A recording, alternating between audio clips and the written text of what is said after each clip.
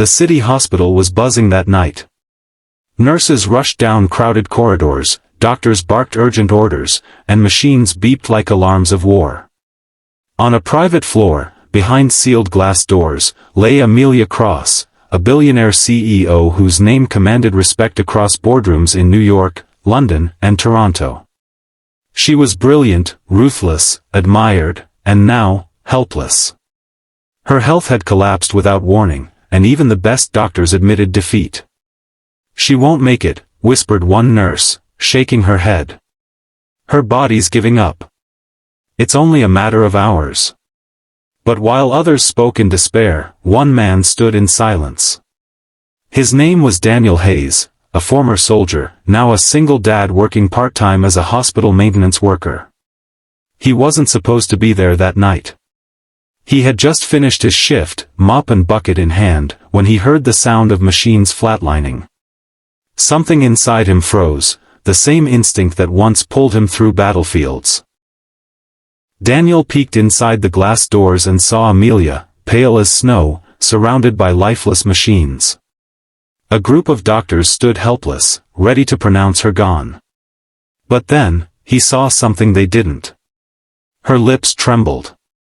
Her chest barely moved. She wasn't gone. Not yet. "Wait!" Daniel shouted, startling everyone.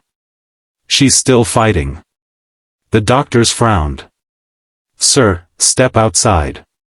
We've done everything medical science allows." But Daniel didn't move. He looked at Amelia not as a CEO, not as a billionaire, but as a human being, one who was terrified, alone, and clinging to life. He remembered the war zone in Afghanistan, when he once held a wounded brother in his arms, whispering words of hope until medics arrived. The man had survived, not because of medicine alone, but because someone refused to let him feel abandoned. So Daniel dropped to his knees beside Amelia's bed, took her cold hand in his calloused one, and spoke softly. "Amelia, don't give up. You're not alone. Someone believes in you. I believe in you." The room went silent. The doctors exchanged uneasy glances, but no one pulled him away. For the next few minutes, Daniel talked to her. He spoke about his daughter, Lily, and how Amelia's story had inspired him to keep fighting for a better life.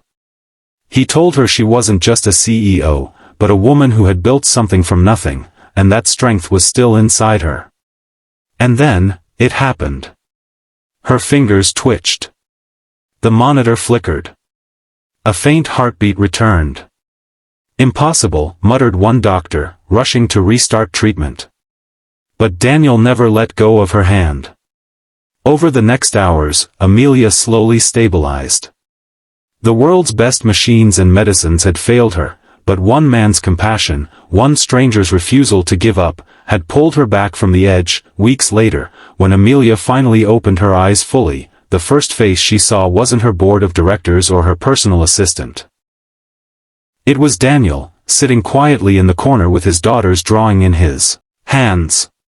"You came back," he whispered, smiling. Tears filled Amelia's eyes. Why did you stay?" Daniel shrugged gently. "Because sometimes, love isn't about knowing someone. It's about refusing to let them go." That day changed Amelia forever. She no longer saw herself as just a billionaire, but as a woman given a second chance, not by money, not by power, but by kindness. She made Daniel a permanent part of her life, supporting him and his daughter, while he reminded her daily that compassion is the greatest wealth of all. And together, they carried forward a message the world so often forgets. Amelia's recovery wasn't easy. The woman who once commanded boardrooms with unshakable confidence now had to relearn how to walk, how to breathe without machines, how to trust her body again. The doctors called it miraculous, but she knew the truth. Her life had been pulled back not by medicine, but by a man who had nothing to gain and everything to lose.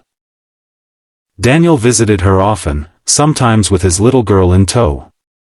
Lily would bring crayon drawings, bright suns, smiling stick figures, and hearts that said, "Get well soon." Amelia would place them by her bedside, treasuring them more than any $1 million gift she had ever received.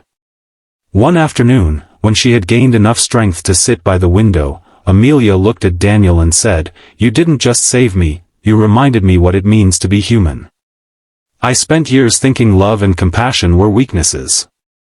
But maybe, they're the strongest forces of all." Daniel smiled, his eyes weary but kind. In the military, we learned that sometimes a single voice, a single hand on your shoulder, could mean the difference between giving up and holding on. "That's all I did, I reminded you not to fight alone."